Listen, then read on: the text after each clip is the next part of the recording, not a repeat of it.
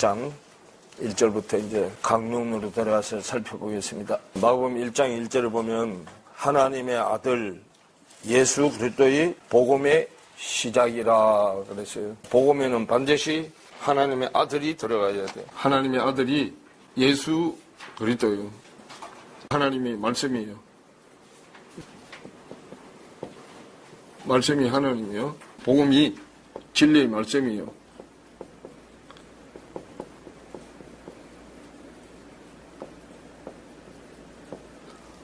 참진자요. 참진자. 참의 이치의 말이단 말이에요. 그 말인데 복음은 곧 진리다 그래놨어요. 골로새서 1장 5절에 보면 복음이 곧 진리다. 진리를 전해야 돼요. 진리가 생명이고.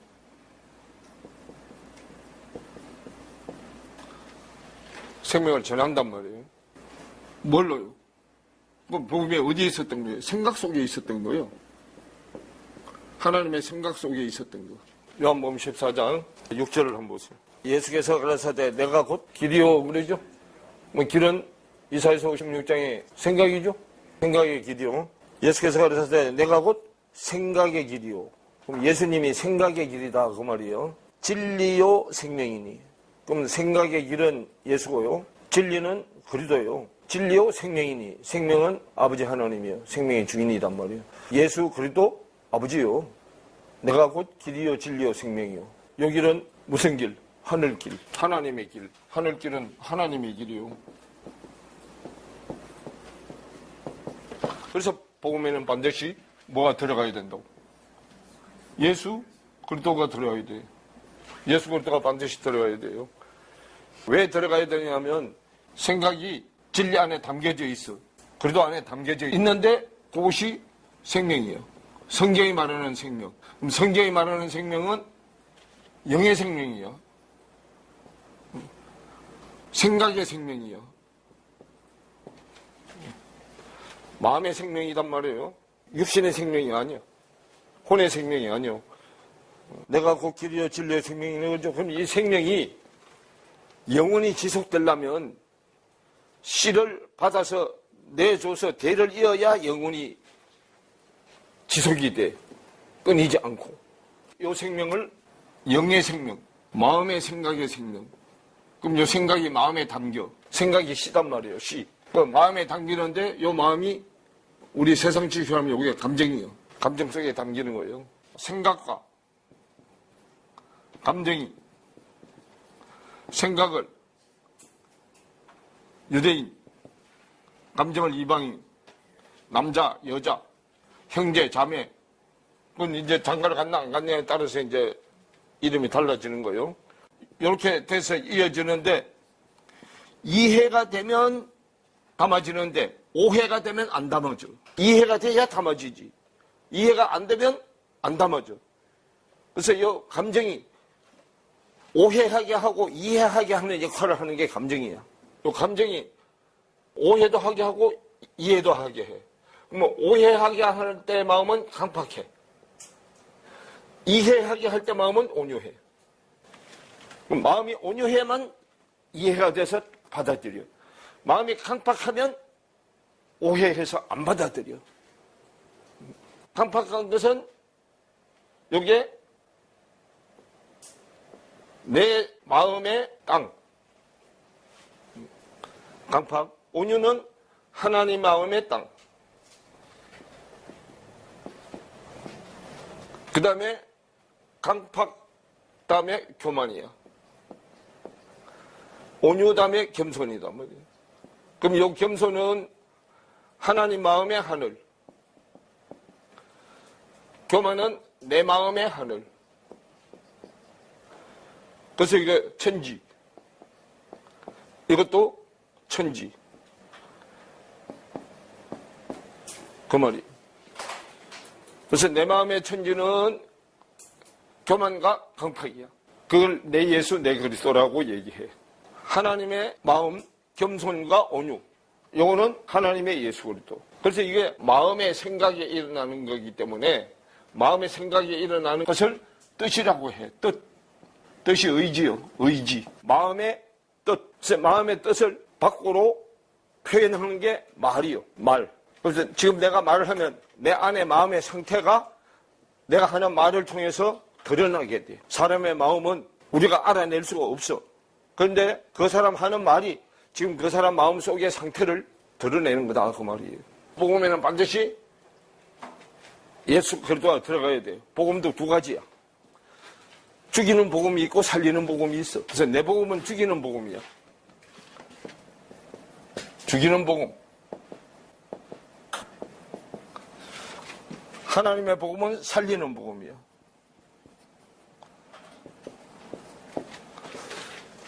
죽이는 복음의 끝이 종말이야.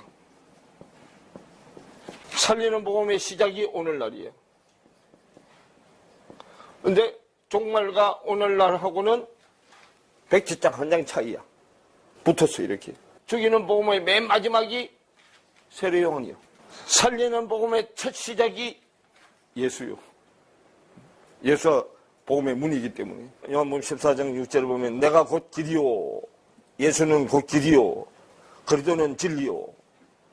아버지는 생명의 주인이니 나로 말미암지 않고는 아버지께로 올 자가 없다. 예수로 길로 말미암지 않고는 생명으로 갈 수가 없다. 그럼 길로 시작해서 생명으로 가려면 반드시 진리라는 것을 거쳐야 된다. 그 말이에요. 참이라는 데를 거쳐야 된다. 그 말이에요. 생각이 신데 씨가 출발해서 진리라는 데를 거쳐야 생명으로 간단 말이에요.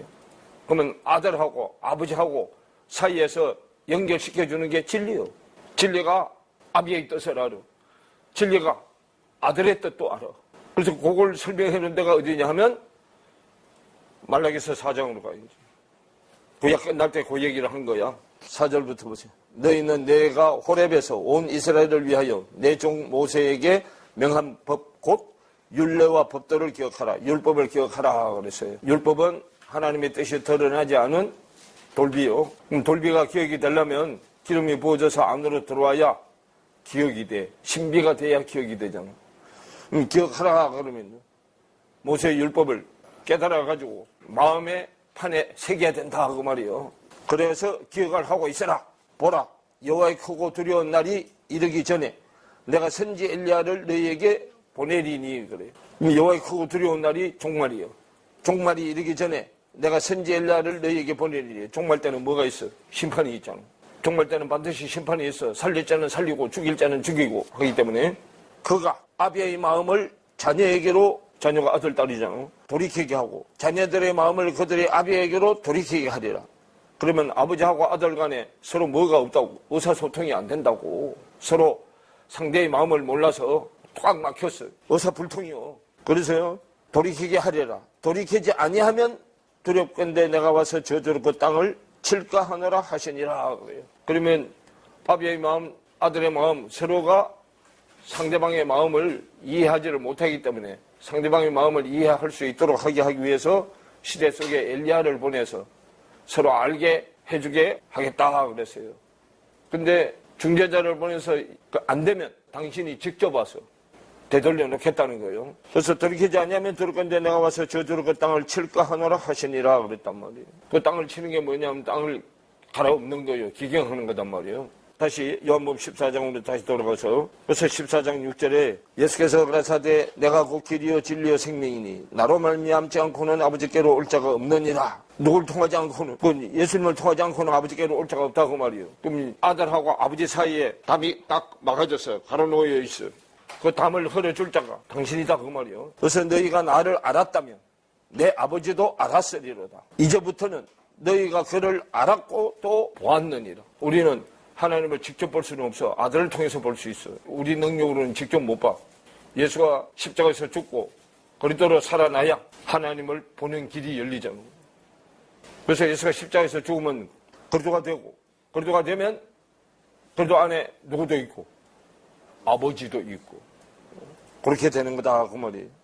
예수님한테 가야만 그리스도도 알게 되고 아버지도 알게 되고 다 알게 되는 거다 그 말이에요. 마가복음 1장 다시 돌아가면요, 그 마가복음 1장에 하나님의 아들 예수 그리스도의 복음의 시작이라 그래놨단 말이에요. 그럼 반드시 복음에는 예수 그리스도가 들어간다. 유대인 이방인이 들어간다. 천지가 들어간다 그 말이에요. 그러면 죽는 복음에도 천재가 있어. 살리는 복음에도 천재가 있어야 되고, 복음에는 반드시 천재가 있어야 돼요. 구약의 말라기와 연결시켜 줘야 하기 때문에 복음은 구약의 모세를 통해서 시작되었잖아요. 애굽 방주에서 나온 자부터 복음의 시작이잖아요. 요단강 앞까지 하늘의 모형을 통해서 모세는 제사장이요, 예언약이 새 언약으로 되게 하시는 분이요. 그래서 말씀이 예언약에서 새 언약으로 가면 돼. 요단 앞까지 가가지고. 근데 선지자 엘리야는 옛사람을 새사람으로 만들어 놓는 과정까지만 하면 된단 말이에요. 모세는 예언약이 새 언약 되게 하고, 모세가 하는 것은 땅의 일이고 물세례. 선지자 엘리야는 하늘의 일을 하는 거예요. 하늘의 일은 선지자가 하는 거예요. 그렇게 해서 이제 구약이 끝나면 세례 요한을 통해서 예수한테 넘어올 때 마태복음부터 시작해서, 마태는 제자를 만들어서 요한하고 연결시키면 돼요. 그래서 마태복음에서 요한복음으로 연결이 되는 거단 말이에요. 그게 유대인 계열이요. 그래서 십자가에는 모세, 엘리야, 예수님 함께 모여서 변화가 일어나기 시작한단 말이에요. 그걸 변화산이라고 해요. 변화산. 셋이가 같이 전체가 연결되어서 십자가에서 예수님이 죽으면 예수는 왕이고 모세는 제사장이고 엘리야는 선지자요. 그 셋이가 함께 연결이 돼서 모여서 십자가에서 죽어야 돼. 그럼 구약의 왕, 제사장, 선지자가 죽고 신약의 왕, 선지자, 제사장으로 다시 살아나야 돼. 그래서 십자가에서 죽으면 땅에서 하던 모든 것이 종결이 돼서 끝나면 그게 종말이요. 세상 게 끝나고 내 것이 끝나고 하나님께 시작되는 거예요. 그게 이제 부활돼서부터는 하늘 걸로 성장해 가는 거단 말이에요. 그래서 복음은 모세가 시작해서 요단강 앞까지 와서 말씀만 새 언약으로 바꿔놓고 엘리야가 받아서 새 사람으로 만들어 놓았다면 모세로 구약은 끝난 거단 말이에요. 근데 신약 사람과의 고리가 엘리야인데, 이 엘리야를 아까 말라기 4장에 봤죠? 이 엘리야를 시대 속에 세례 요한으로 보내겠다, 그 말이. 시대 속에 엘리야인 세례 요한이 연결시켜야 된단 말이에요. 요 엘리야가 세례 요한으로 왔다는 걸 제일 먼저 얘기해 놓은 데가 마태복음 11장으로 갑시다. 7절부터. 저희가 떠남에 예수께서 무리에게 요한에 대하여 말씀하시되 너희가 무엇을 보려고 광야에 나갔더냐? 바람에 흔들리는 갈대냐? 그러면 너희가 무엇을 보려고 나갔더냐? 부드러운 옷 입은 사람이냐? 부드러운 옷을 입은 자들은 왕궁에 있느니라. 너희가 무엇을 보려고 광야에 나갔더냐? 그러죠? 자, 광야가 어디요? 교회당, 밖에 교회당 교회, 세상 교회요. 나갔더냐? 바람에 흔들리는 갈대냐? 바람에 흔들리는 갈대 애굽이잖아. 그러면 너희가 무엇을 보려고 교회당에 나갔더냐? 부드러운 옷 입은 사람이냐? 부드러운 옷 입은 자들은 어디에 있느니라? 왕궁에 있느니라. 그러면 너희가 어찌하여 교회당에 나갔더냐? 선지자를 보려더냐? 옳다, 내가 너희에게 이르노니 선지자보다도 나은 자니라. 그럼 세례 요한은 선지자보다도 더 나은 자다는 거요. 기록된 바 보라, 내가 내 사자를 내 앞에 보내노니. 왜냐하면 요 선지자는 뭐까지 다 가진 선지자예요. 제사장권까지 다 가진 선지자야. 기록된 바 보라, 내가 내 사자를 내 앞에 보내노니 저가 네 길을 내 앞에 예비하리라 하신 것이 이 사람에 대한 말씀이니라. 말라기서 4장에 약속해 놓은 사람이다 그 말이요. 내가 진실로 너에게 말하노니 여자가 낳은 자 중에 세례 요한보다 큰 이가 일어남이 없다 그래요. 그 여자가 땅이고 이방인이요. 여자는 땅, 남자는 하늘. 하늘은 유대인, 땅은 이방인. 여자가 난 자 중에, 땅에서 난 자 중에 제일 크다 그 말이요. 지금까지는 누가 땅에서 난 자 중에 제일 큰 역할을 했어? 사탄이 제일 큰 역할을 했잖아요. 땅은 사탄이 지배하고 있잖아. 그럼 땅에서 난 자 중에 키가 제일 큰 건 사탄보다도 사탄의 키를 넘어선 수준이 됐다 그 말이요. 세례요한의 때부터 세례 요한보다 더 큰 이가 일어나면 없도다. 그러나 천국에서는 극히 작은 자라도 저보다 뭐하니라 큰이라 그래요. 그럼 천국에서 극히 작은 자가 예수요. 예수님이 천국에서 적은 자로 낮춰서 왔단 말이에요. 그래도 땅에서 난 자 중에 제일 큰 자 세례 요한보다 위에 있다고 말이에요. 세례 요한은 예수님 발밑이요. 그러니까 그래서 예수님 발밑이 뭐요? 땅이잖아. 사도행전 7장에 보면 발등상 얘기하죠. 그 발등상이 발밑에 땅이 발등상이고 세례 요한 때부터 지금까지 천국은 침노를 당하나니 침노하는 자는 빼앗느니라. 그래서 세례 요한하고 예수님하고 딱 붙었어. 이렇게 세례 요한 머리하고 예수님 발하고 딱 붙었단 말이에요. 그래서 그때부터 천국이 뭐 한다고? 두드려서 침노를 하게 된다고요. 그 전에는 세례요한이 오기 전에는 하늘이 있음도 몰랐어. 땅이 전부 다 안 줄 알았어요. 세례요한 때부터 지금까지 천국은 침노를 당하느니 침노한 자는 빼앗느니라. 모든 선지자와 및 율법에 예언한 것이 요한까지니.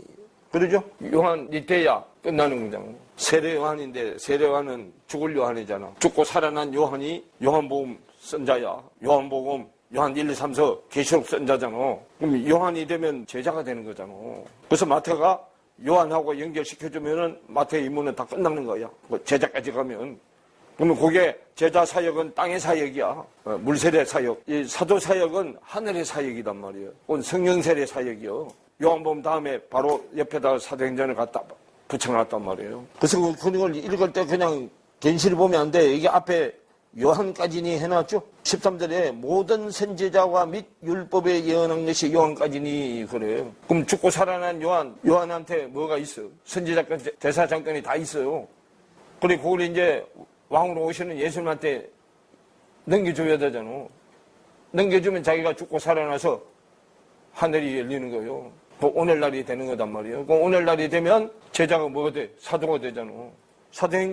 사도는 이렇게 되는 거다 하고 설명해 놓은 게 사도행전이요. 성령행전이단 말이에요. 그러면서요, 14절에 만일 너희가 즐겨 받을지인데 오리라 한 엘리야가 곧 뭐다? 이 사람이니라 그래. 누구요? 요한이라고. 세례요한. 이 사람 세례요한. 세례요한이 죽고 살아나면 세례요한은 예수님하고 연결되고, 그죠? 요한은 그리스도하고 연결돼.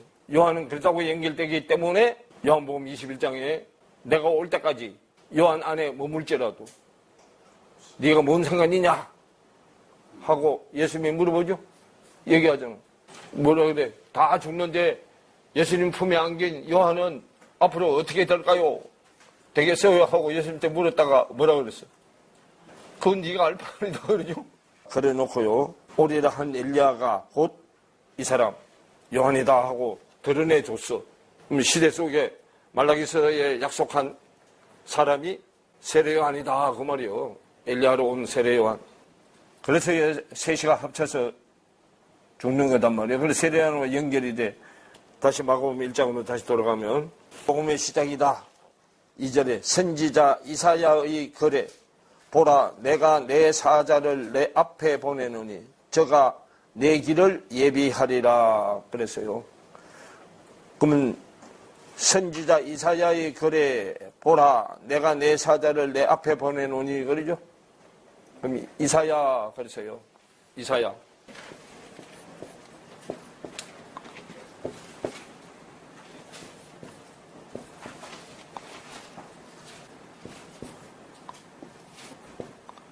이렇게도 쓰고 이렇게도 써. 이사야 후. 요 후는 에호바의 약자야. 에호바의 약자요. 에호바, 여호와는 구원이시다. 그럼 여 이사야가 여호와는 구원이시다 그 말인데 구원을 어떻게 하느냐? 구원을 하려면 이사야서에 엘리야, 엘리사가 사역을 해야 돼. 근데 엘리는 하나님이잖아. 그죠? 여호와는 하나님이시다. 또 요거는 하나님은 나의 구원이시다. 여호와는 나의 하나님이시다. 엘리야, 엘리사. 엘리야가 엘리사 안에 회리바람을 타고 성천을 했잖아. 엘리사의 머리로 성천한 거예요. 야, 사. 그죠? 야는 여자야. 여자, 엘리사, 남자. 그러니까 아버지한테 받아서 내보낸단 말이에요. 아버지한테 받아서 내보내는 거기 때문에 이건 여자고 이건 남자야. 사가 남자야. 여기 뭐냐 하면 요게 이샤. 요거는 안에 있는 거고. 이샤죠? 요 이사가 예수의 그림자야. 이샤. 그러면 에호수아야. 요수아. 그 요수아가 예수요. 예수 그림자단 말이에요. 구세주는 예수요. 그건 구원하시기 위해서 기름 부으신 자는 그리스도고. 기름 부음 받은 자.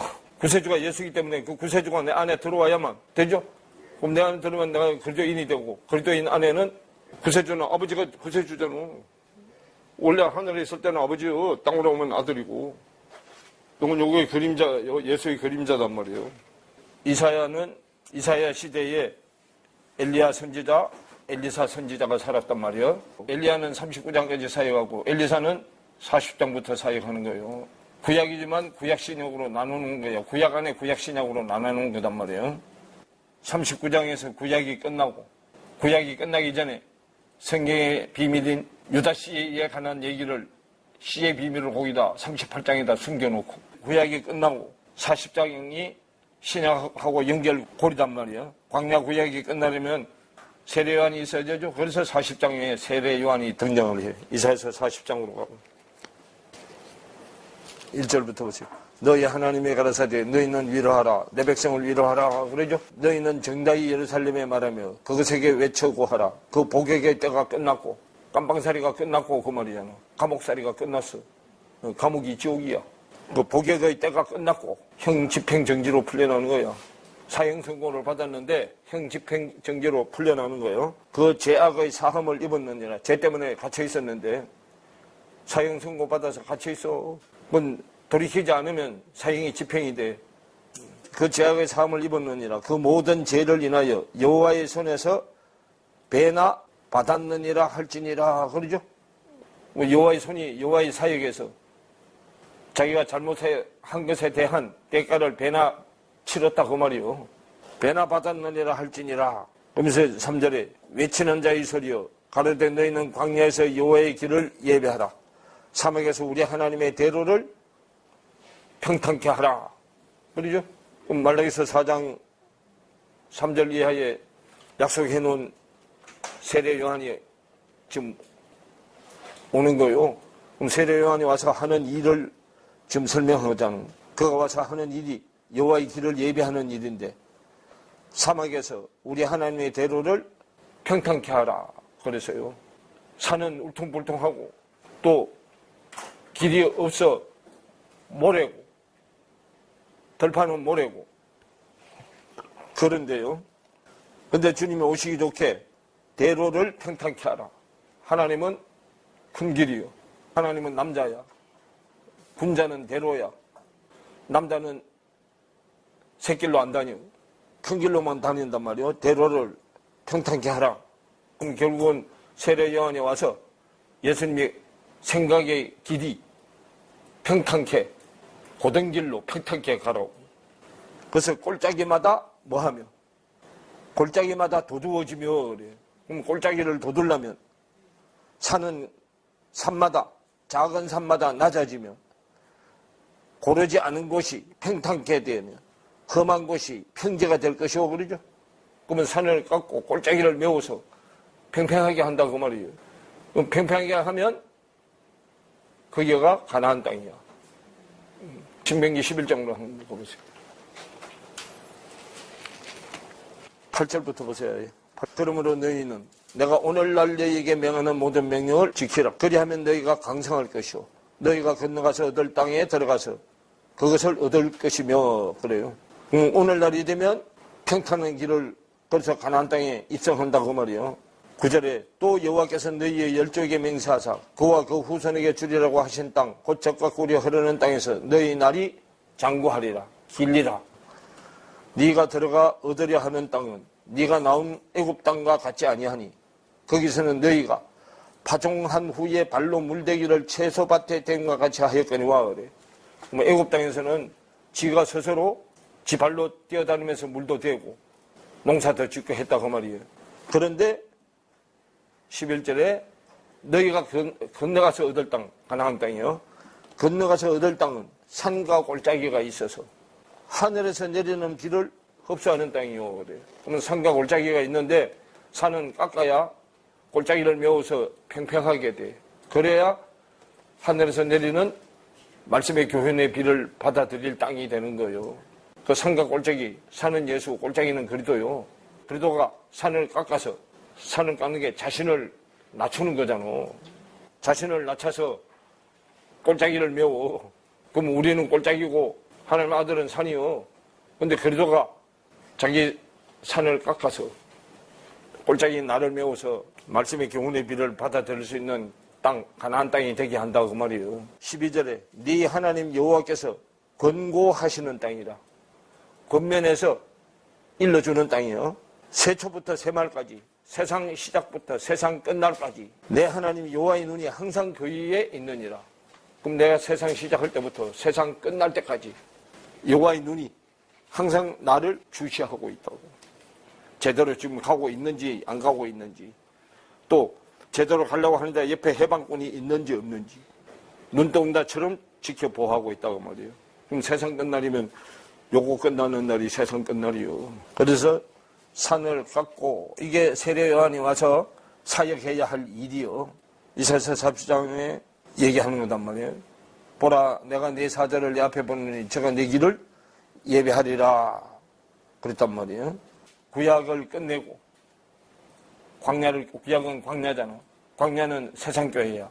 세상교회를 끝내고, 그럼 밖에 교회당 교회는 세상교회요. 광야교회라고. 구약적인 믿음을 믿는 거요.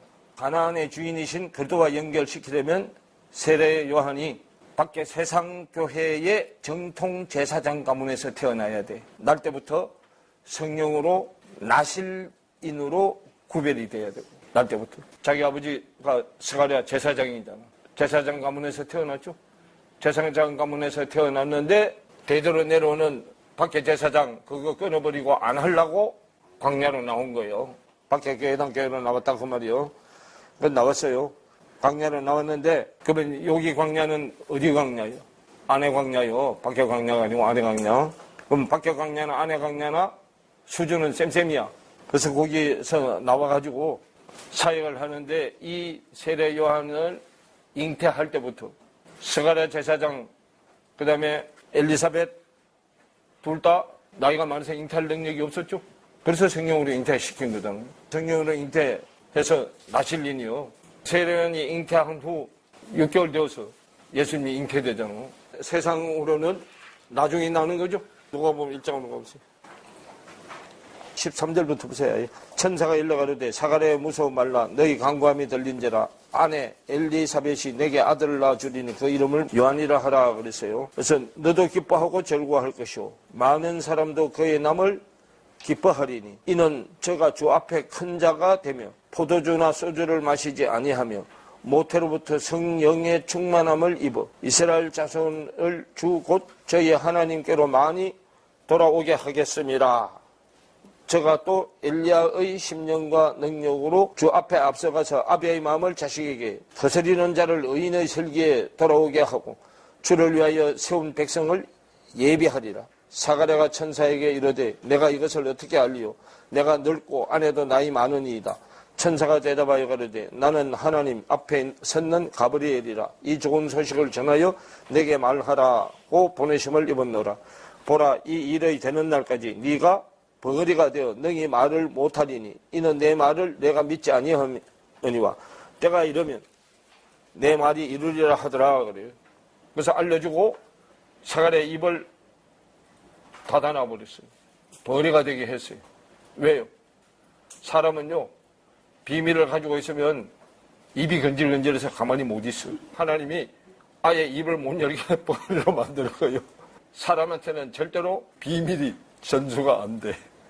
왜냐하면 1초도 안 가. 말을 못하게 입을 막아서 벙어리가 되게 한 거예요. 애를 넣으면 입도 풀리게 해놔. 왜냐하면 하나님의 비밀을 예언을 해줬단 말이에요. 예언을 해줬으면 방언이 통역이 돼서 예언을 들을 사람한테만 해야 되는데 아무한테나 막 해. 그럼 그러면 하나님의 진행에 문제가 생겨, 차도가 생긴단 말이에요. 말을 여기서 전할 때도 아직 때가 안 된 사람한테는 하나님이 길을 막아버려요. 못 알아듣게. 때가 된 사람이라야 귀가 열려요. 그러니까 같이 여기 앉아 있어도 막힌 귀가 있고 뚫린 귀가 있어. 믿음의 수준에 따라서 길을 열어주는 거예요. 그래서 믿음의 수준에 따라서 길을 열어주기 때문에 지금 귀가 안 열렸으면 어디다 담아두라고 그래. 그 귀에 담아두라고 그래. 그러니까 귀가 어디하고 연결돼서 귀는 감정, 마음하고 연결돼 있어요. 눈은 지성, 생각하고 연결돼 있고. 귀에 담아두라는 게 마음에 담아두라는 거예요. 마음이 감정이단 말이에요. 감정에 담아두는 거예요. 그 감정이 이해하게 하고 이해 못하게 하고 하는 거잖아. 그 이해하려면 듣고 또 듣고 또 듣고 또 듣고 해서 어느 날 그동안 드러났던 게 안에서 부글부글 그러다가 어느 날 빵 하고 탁 터진단 말이에요. 그러면 이제 지성 쪽으로 가. 그게 뭐 하는 거예요? 기름 부어지는 거잖아. 계속 말씀을 들었는데도 몰라. 이게 담아졌는데 어느 날 갑자기 찰나좀 내리를 뻔하고 탁 지나서 그동안에 드러났던 게 빵 하고 뚫히게 된단 말이에요. 그래서 지금 그 얘기하는 거예요. 그러고 난 다음에 26절로 여섯째 달에 천사 가브리엘이 하나님의 보내심을 받들어 갈릴리 나사렛이라는 동네에 가서 다윗의 자손 요셉이라 하는 사람과 정혼한 처녀에게 이르니 그 처녀의 이름은 마리아다. 그러죠. 요한은 여호와께 은총을 입은 자라는 뜻이요. 그 마리아는 은총의 씨를 가지고 있는 자야. 그 은총의 씨를 받을 자가 마리아요. 그래서 요셉하고 연결이 돼요. 다윗의 자손 요셉이라 하는 사람과 정혼한 처녀에게 이르니 그 처녀의 이름은 마리아라 그랬단 말이에요. 그래서 요셉 창세기 구약 쪽에 배로 복받은 자잖아요. 그러면 그 배가 또 배가 돼야 돼. 2배가 4배. 요한은 4배야, 4배. 누가복음 19장에 나오잖아. 토색질 한 거 4배나 갖겠나이다 그러죠. 도둑질 한 거, 토색질 한 게 도둑질 한 거잖아. 도둑질 한 거 4배나 갖겠나이다. 그 4배가 1배, 2배, 3배, 4배요. 2배로 복받은 거는 날줄이고 4배 복받은 거는 시줄이야. 날줄, 시줄. 그러면 복을 이건 받아야 되니까 이렇게 복받은 거고 이렇게 복받은 거잖아. 이렇게 복, 이렇게 복. 이거는 감정의 복, 지성의 복. 감정의 복은 땅에 있고 지성의 복은 하늘에 있고. 복을 주는 자, 복을 받는 자. 복을 주는 자, 복을 받는 자. 복을 주는 자, 복을 받는 자. 그죠? 요거는 받는 자잖아. 왔다 갔다. 산업, 기업. 요거는 시. 요거는 땅의 시. 요건 하늘의 시. 요건 땅에 복 받는 거. 요건 하늘에 복 받는 거. 그래서 이사야서 29장에 요거는 열렸는데 요거는 덮어놨잖아. 선지자하고 머리하고는 덮어놨죠. 요거만 열어놨잖아. 그래서 말씀을 하면서요. 그래서 이거는 방법이 없어. 십자가 걸어놓고 자꾸 해보는 수밖에 없는 거예요. 또 상담할 때 마음을 걸어놓고 자꾸 해보는 거예요. 그래서 자꾸 반복이 돼서 자기가 되는 거예요. 그러면 그거 자꾸 하다 보면 하나님이 지혜를 자꾸 준다고 이제 2배, 4배, 8배, 16배 이렇게 나간단 말이에요. 다시요. 마가복음으로 다시 들어와서 마가복음 1장 3절에 광야에 외치는 자의 소리가 있어 가로되 너희는 주의 길을 예배하라 그의 첩경을 평탄케 하라 기록된 것과 같이 세례 요한이 이르러 광야에서 제사함을 받게 하는 그러면 기록된 것과 같이 그랬죠? 요 기록된 게 이사야서 40장에 기록된 거 봤죠 아까? 구약에 기록되어 있죠?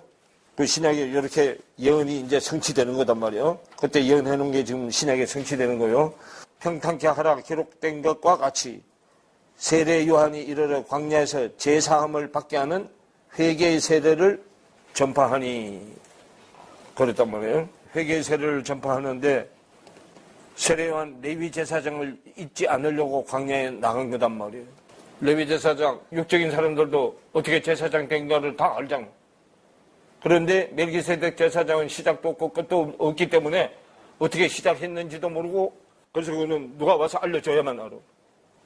하나님의 아들이 와서 알려줘야만 아는 거잖아요. 그게 멜기세덱 제사장이에요. 그래서 아들이 와서 아들이 가르치는 걸 배우고 익혀서 자꾸 지각이 연단돼야 깨달아서 알아지게 되는 거단 말이에요. 그게 히브리서 5장 얘기단 말이에요. 그래서 밖으로 레위 제사장을 꺼내려고 광야로 나간 것이고 옛사람의 고리를 끊고 다음 단계로 진행시키려고 나간 거단 말이에요.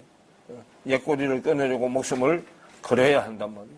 예수님이 실제로 죽고 근데 우리는 마음에다 한단 말이에요. 믿음의 문제는 마음의 문제요. 그럼 왜 그들은 실제로 죽어야 돼? 요게 기록되게 하기 위해서요. 실제로 죽어야 돼.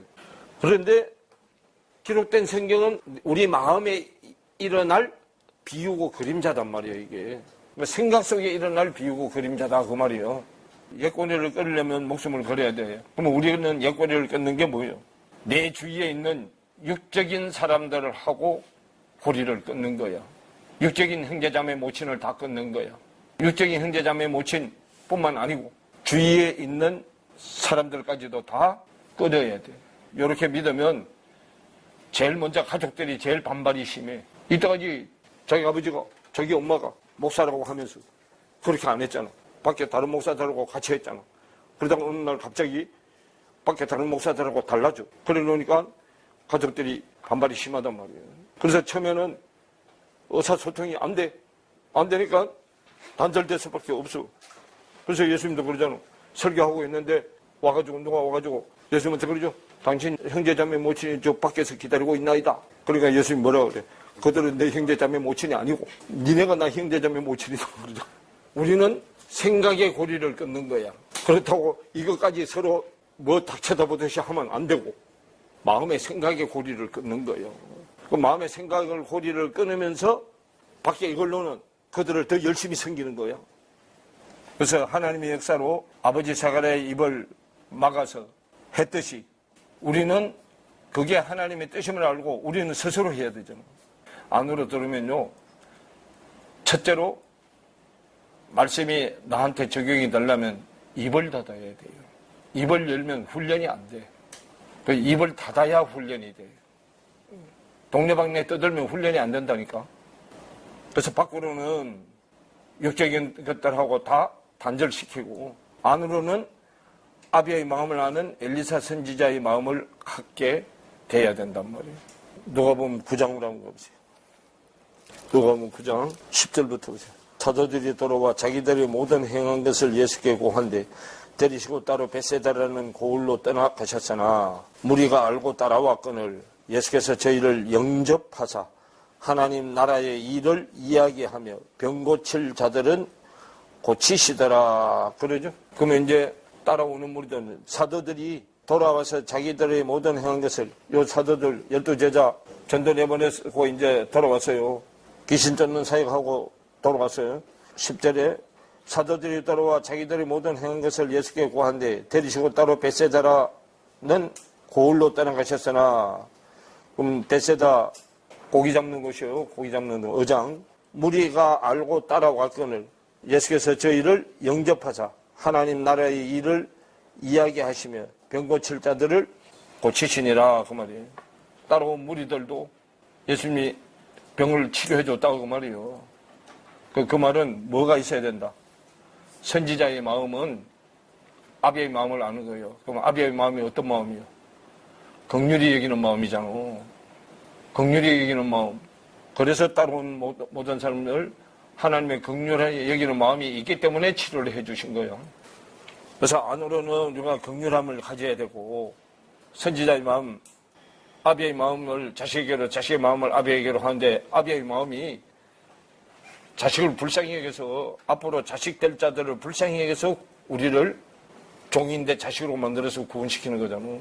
그래서 예수 그리스도께 세례를 베푼 것은 왕이신 그리스도께 하나님의 의를 이루기 위해서, 하나님의 뜻을 이루기 위해서, 하나님의 뜻은 악한 자를 선하게 만들어서 구원시키는 거예요. 우리가 어디서 나기 때문에 날 때부터 우리는 악쪽에서 나잖아. 악이 죄잖아. 죄에서 나오는 거잖아. 죄, 악, 독이단 말이에요. 죄가 악이 되고 악이 독으로 나와. 그래서 왕이신 그리스도께 하나님의 의를 이루기 위해서, 하나님의 뜻을 이루기 위해서 세례 베풀 때 안으로 제사장, 선지자 내용이 예수께로 넘어가가지고 성령이 진행될 길이 열리게 되는 거다 그 말이에요. 세례 요한이 가지고 있던 거 제사장권, 선지자권을 예수님한테 이양시켜줘가지고 세례에서 넘겨줘가지고 왕권을 가지고 온 예수가 3권을 통일시켜. 제사장, 왕, 선지자. 그래서 그 3권을 통일시키면 성령이 오는 길이 예비되는 거예요. 세 가지 가지고 죽고 살아나는 데가 요단강이잖아. 그래서 요단강에서 이 일을 이루시고 복음이 시작된 거단 말이에요. 그래서 요단강은 죽고 살아난 것이요. 그래서 우리 속에 복음이 이루어질 때 이 마음을 다 가져야 한다. 선지 엘리야 마음을 다 가져야 된다. 그 말이에요. 선지 엘리야의 마음은 아비의 마음을 말하는 거예요. 그 아비의 마음이 긍휼하심이요. 긍휼히 여기심. 우리 속에 복음이 이루어질 때 이 마음을 다 가져야 돼요. 그래서 하나님의 긍휼하심 때문에 우리에게 복된 소식을 아들을 통해서 전해준 거단 말이에요. 우리 속에 아버지의 마음을 아는 선지자 내용과 왕같은 제사장이 되어서 복음을 이루어야 한단 말이에요. 그 왕같은 제사장은 세상을 정복하고 다스리는 거고 제사장, 레위 제사장에서 멜기세덱 제사장으로 이끌어가야 되고, 이렇게 되면 끝이. 베드로전서 2장 9절에 우리 개개인이 다 왕같은 제사장이 되는 거예요. 베드로전서 2장으로 가보세요. 2장 9절은 오직 너희는 택하신 족속이요, 하나님이 택하신 족속, 하나님의 백성이 되는 거예요. 왕같은 제사장들이요, 각자가 다 백성들 각 개개인이 다 제사장이 되는 거예요. 제사장들이요, 거룩한 나라요. 거룩한 나라는 진리의 말씀으로 된 나라잖아요. 진리의 나라, 하나님 나라요. 그의 소유된 백성이니, 하나님의 소유된 백성이니, 이는 너희를 어두운 데서 불러내어 그의 기이한 빛에 들어가게 하신 자의 아름다운 덕, 어두운 가운데서, 사망 가운데서 불러내어 그의 기이한 빛, 생명의 빛에 들어가게 하신 자의 아름다운 덕, 오이코돔의 집이요, 아름다운 집. 세상에서 제일 아름다운 집은 말씀을 가진 교회가 제일 아름다운 집이야. 그 말씀을 가진 집을 교회라고 하는데, 그걸 그래도 이니 교회야. 그래도가 안에 들어온 사람, 신부고 교회고 새 예루살렘 성이고. 그래서 아름다운 덕을 선전하게 하려 하십니다. 아름다운 집, 제일 아름다운 집, 그래도 교회가 제일 아름다운 집이요. 그래도 이니 제일 아름다운 교회고 집이요. 그걸 선전하는 게 뭐 하는 거예요? 전도하는 거잖아. 전하는 거. 하십니다. 너희가 전에는 백성이 아니더니, 전에는 이방인이요 백성이 아니더니 이제는 하나님의 백성이요, 전에는 긍휼을 얻지 못하였더니 이제는 긍휼을 얻은 자니라. 하나님의 제일 큰 뜻이 긍휼하심이요. 우리는 하나님의 긍휼하심이 더딥혀져서 구원이 되는, 긍휼하심이 사랑 속에 들어있는 거예요. 하나님의 사랑 속에 자비와 긍휼과 불쌍히 여김이요, 자비, 긍휼, 불쌍히 여김이 하나님의 사랑 속에 들어있는 내용이에요. 복음의 완성인 속에, 신의 사랑 속에 들어있는 내용. 인자, 자비, 긍휼, 불쌍히 여김. 이렇게 되게 하려고 세례요한이 제3을 받게 하는 회개를 하라고 광야에 나가서 전한 거단 말이에요. 그래서 광야에서 제3을 받으려면 광야를 벗어나는 거예요. 그럼 광야에서 벗어나서 가나안 땅이 되게 하는 것이 제3 받게 하는 거단 말이에요. 가는 길에 하나님이 제일 싫어하는 게 뭐냐면 뒤돌아보거나 머물러 있는 걸 제일 싫어해요. 그래서 우리 사람도 목표를 세웠으면 전진해 나가야지. 머물러 있게 되면 딴짓하게 되네. 그래서 회개 세례를 전파하는데 밖에 세례가 안으로 들어가서 양심 세례로 가는 거예요. 그럼 밖에 세례, 땅에 있을 때는 밖에 세례예요. 그건 물 세례단 말이에요.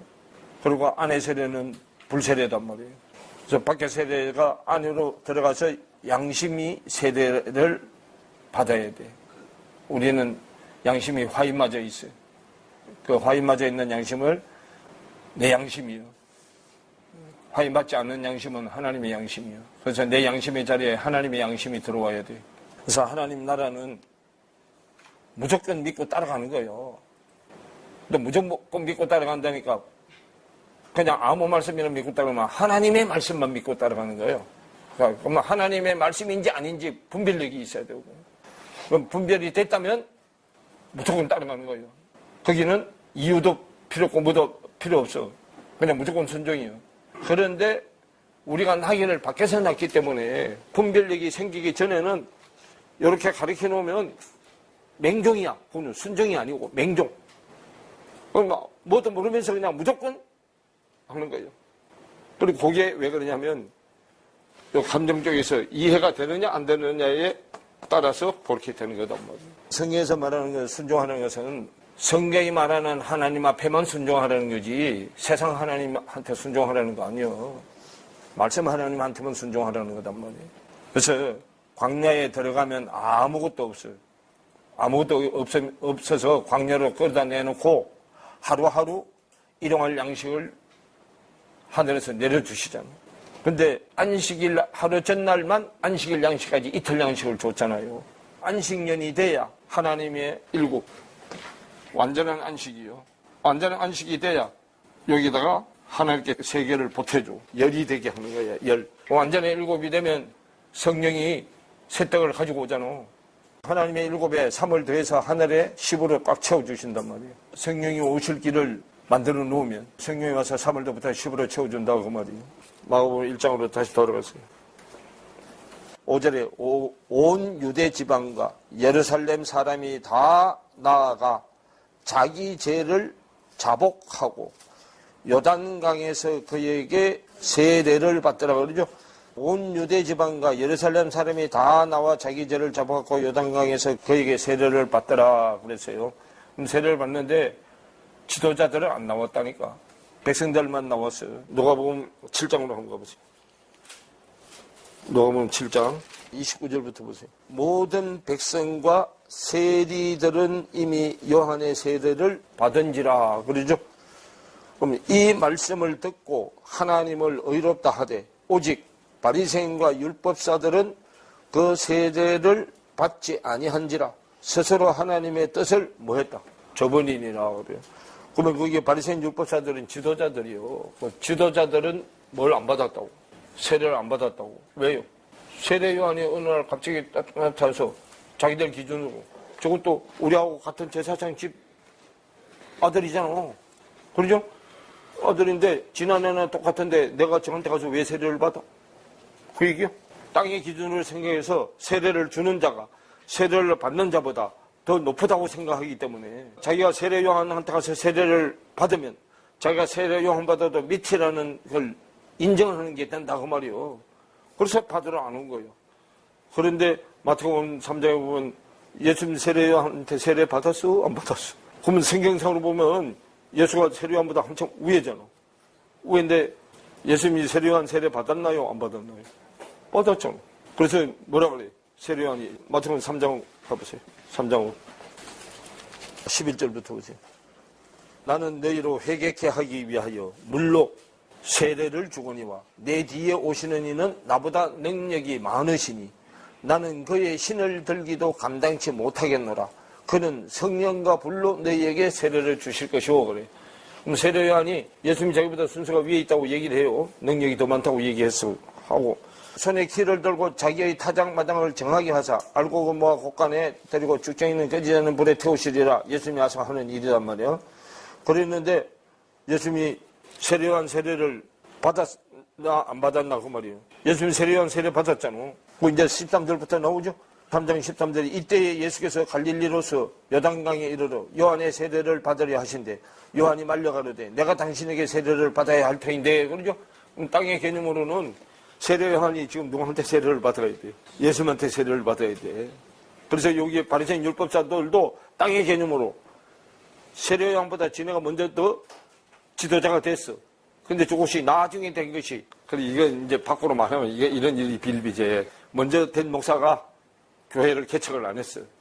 나중된 목사가 교회를 개척을 해서 담임이 됐다. 근데 먼저 된 목사가 그 와서 부교육자로 들어왔어요. 부교육자로. 그러면 이제 천국 영신 예배나 이럴 때 보면 다 담임이 안수례 해야 하네. 그러면 그 안수례 받아야 될까요? 안 받아야 될까요? 당연히 받아야지. 로마에 가면 로마법을 따라야 되고 목사로서는 선배야. 근데 그 교회의 주인은 후배인 목사 그 사람이 그 교회 주인이잖아.